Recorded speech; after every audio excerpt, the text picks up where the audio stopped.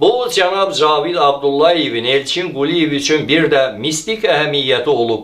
İnanmayacaqsınız, amma dövlət sərhəd xidməti tilsimlənib, cadulanıb və qəti inanclara görə onlara heç bir dış təhlükə təsir edə bilməz. Bu məqsədlə sərhəd xidmətində əlahiddə cadugərlər bölməsi fəaliyyət göstərir. Bu, bölmənin daimi üzvləri ilə yanaşı müvəqqəti ezamiyyətə qəbul edilən legionerləri də var. General-mayor Cavid Abdullayev bu əlahiddə bölmənin üzərində birbaşa nəzarət edir, onların işini təşkil edir.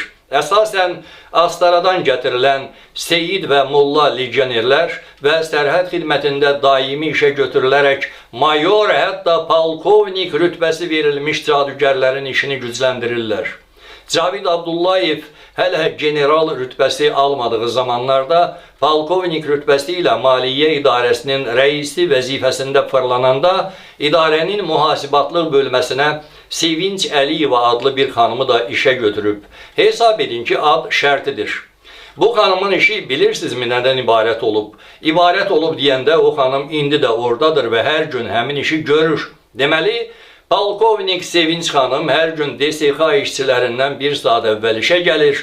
Cadugərlər bölməsindən verilmiş resept əsasında xüsusi aromatlandırılmış üzərlik dəstini gümüş senilərdə yandıraraq Maliyyə və Təminat İdarəsinin kabinetlərini mümkün bəlalardan dezinfeksiya edir.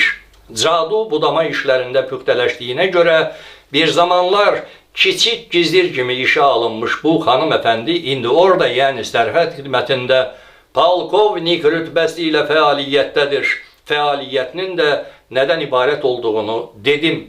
Bu xidmətin müqabilində də cadugər assistenti polkovnik Sevinç xanım Əliyevanın Gənclik metrosu ərazisində zabitlər üçün tikilmiş 9 mərtəbəli binanın 2-ci blokunun 4-cü mərtəbəsində 3 otaqlı mənzillə təmin edilib. Yəqin xatırladınız ki, Azərbaycanın bütün iri buynuzlu dövlət məmurları şəxsən İlham Əliyevin deyəsən özündən nümunə götürərək özlərini cadugər servisi ilə təchiz ediblər